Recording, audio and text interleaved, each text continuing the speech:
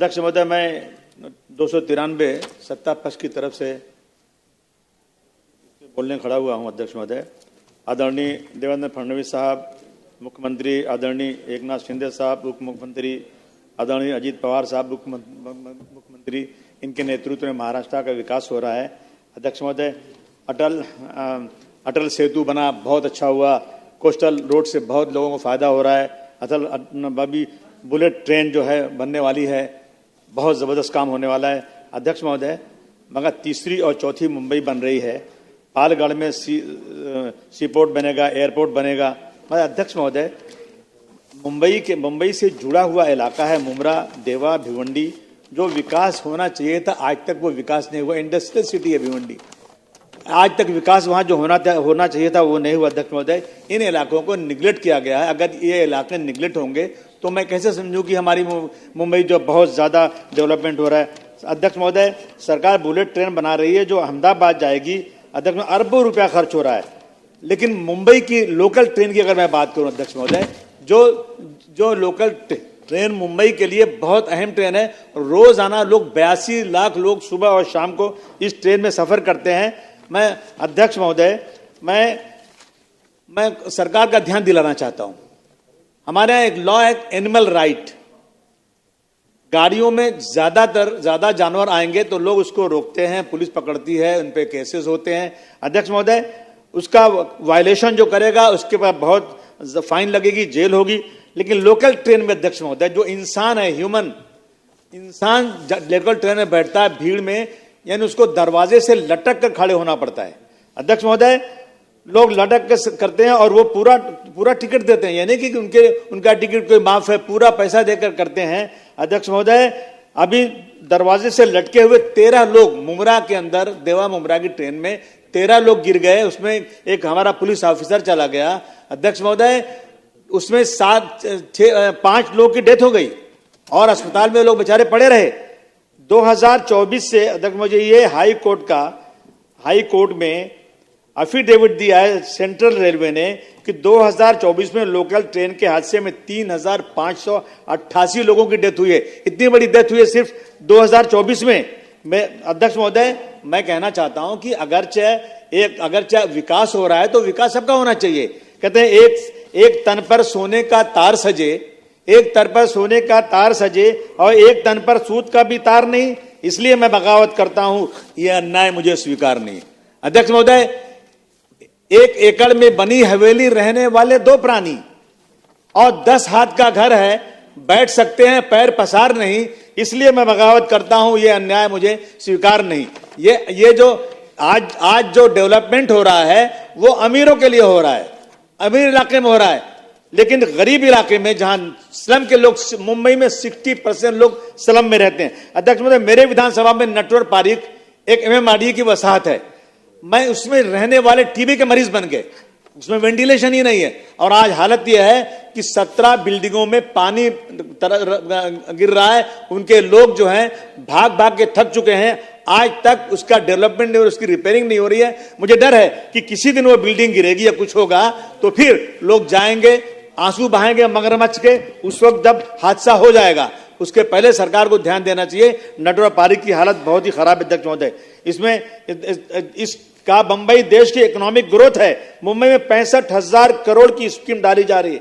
अध्यक्ष महोदय, यहाँ 60% पॉपुलेशन जो है परेशान है। 95 में ये सारी स्कीम आई थी झोपड़पट्टी के डेवलपमेंट के लिए। 40 साल हो गए अध्यक्ष महोदय, लोगों को, झोपड़े वालों को फ्लैट मिलेगा, आज तक पूरी स्कीम हुई नहीं। अध्यक्ष महोदय, मेरे विधानसभा में BMC लैंडलॉर्ड है, लैंडलॉर्ड BMC है, यहाँ 4 लाख स्क्वायर मीटर स्लम है। अब 3310 DC रूल में जो नया प्रपोजल है, इसमें झोपड़ा वासियों से कोई भी कंसर्न नहीं लिया जाएगा, उनसे कुछ भी नहीं पूछा जाएगा। जबकि पहले था झोपड़ा वासियों से कंसर्न लेने के बाद, उनके एग्री होने के बाद, उनके राजी होने के बाद वहां डेवलपमेंट होगा। लेकिन अब यहाँ पे मानकुश शिवाजी नगर में 4 लाख जो स्क्वायर मीटर जगह है, उसमें किसी से भी कोई भी कंसर्न लेना नहीं है और प्लानिंग अथॉरिटी BMC होगी और इसका कंस्ट्रक्शन बिल्डर लोग करेंगे। अध्यक्ष महोदय, ये नाइंसाफी है, ये गैर जमहूरी है। ये मैं 3 साल से कारपोरेशन नहीं है, इलेक्शन नहीं हो रहा है और कारपोरेशन की जनरल बॉडी में ये पास होना चाहिए। मेरी मांग है कि जब तक इलेक्शन नहीं होता है, कारपोरेशन की जनरल बॉडी में ये चीज पास नहीं होती, उस वक्त तक इस स्कीम को लागू सरकार नहीं करना चाहिए, इसको रोक देना चाहिए। सरकार, अध्यक्ष महोदय, रास्ते, सड़क, इंफ्रास्ट्रक्चर, सारे प्रोजेक्ट की बात कही गई है कि बहुत काम हो रहा है। अध्यक्ष महोदय, मानकू शिवाजी नगर में आज मैं कितने दिनों से कह रहा हूं, इतनी ज्यादा हालत खराब है, गाड़ी, साइकिल, मोटरसाइकिल जाने की बात नहीं, पैदल लोग नहीं चल सकते, इतने ज्यादा रास्ते खराब हैं और सरकार की तरफ से फंड नहीं आ रहा है, नगर सेवक कोई नहीं है, फंड नहीं मिल रहा है। इसलिए सरकार को अगर डेवलपमेंट की बात करना है तो सारे समाज का, सारे लोगों का डेवलपमेंट होना चाहिए। मानकू शिवाजी नगर में डेवलपमेंट की बहुत हालत खराब। अध्यक्ष महोदय, इस पर सरकार को ध्यान देना बहुत जरूरी है।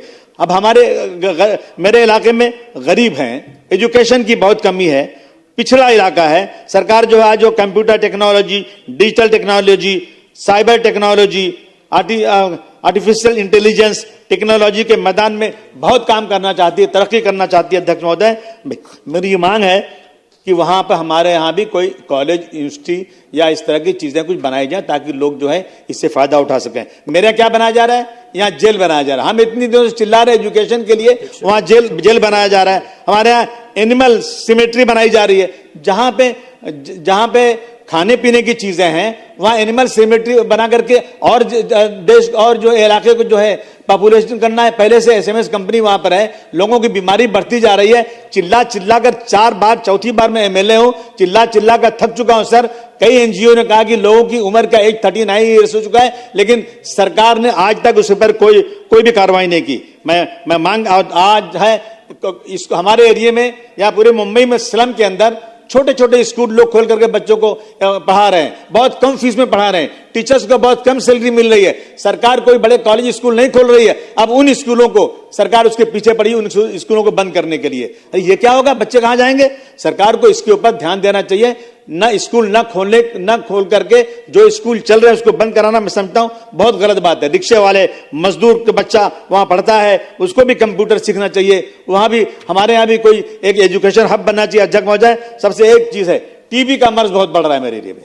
अब मैंने डॉक्टर से बात किया सर, उसने कहा कि पूरे देश में जो सर्वे हुआ है उस सर्वे में अब तक सबसे ज्यादा टीबी है ना तो मानकू शिवाजी नगर में है। और जो टीबी की जो उसकी जो है जो टेस्ट होती है उसका वो टेस्ट जो है अब तक जो है ये हो रहा था ये अपने यहाँ शताब्दी में, वो शताब्दी में बंद कर दिया गया। अब होता टेस्ट होता है साइन में और जेजे में, और इसमें बहुत एक महीने की लाइन लग रही है, बहुत ज्यादा पैसे खर्च होते हैं। मेरी ये मांग है कि वापस शताब्दी में शुरू किया जाए, टीबी के मर्ज के लिए उनको जो है सहूलत दी जाए। अध्यक्ष महोदय, हमारे यहाँ अस्पताल नहीं है, जो अस्पताल है ऐसी भीड़ अस्पतालों के अंदर लगी हुई है, लोगों का बेड नहीं है। हम डेवलप कर रहे हैं, हम दुनिया को दिखा रहे हैं, हम बहुत हमारा। अध्यक्ष महोदय, इससे अगर हम डेवलप कंट्री हैं, आज भी इस देश के अंदर 80 से 85 करोड़ लोगों को अगर राशन नहीं मिलता है वो भूखे रह जाएंगे। कैसा डेवलपमेंट है ये? डेवलपमेंट होना चाहिए समाज के हर व्यक्ति के लिए, न कि सिर्फ अंबानी और अदानी का डेवलपमेंट हो।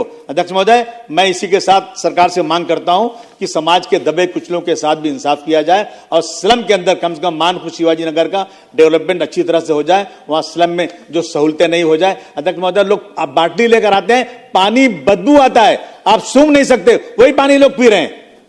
ये प्रॉब्लम चल रहा है। सारी पाइपें पानी की सब पुरानी सड़ चुकी हैं, उसमें गटर का पानी आ जाता है। इन चीजों पे सरकार का ध्यान बार बार दिलाया जाता है, लेकिन उस पर सरकार की कार्रवाई नहीं हो रही है। मैं मांग करता हूं मुख्यमंत्री जी से थोड़ा सा ध्यान दे करके इन इलाकों को भी जो है अच्छा डेवलप बना दे। बहुत बहुत धन्यवाद, आपने समय दिया सर।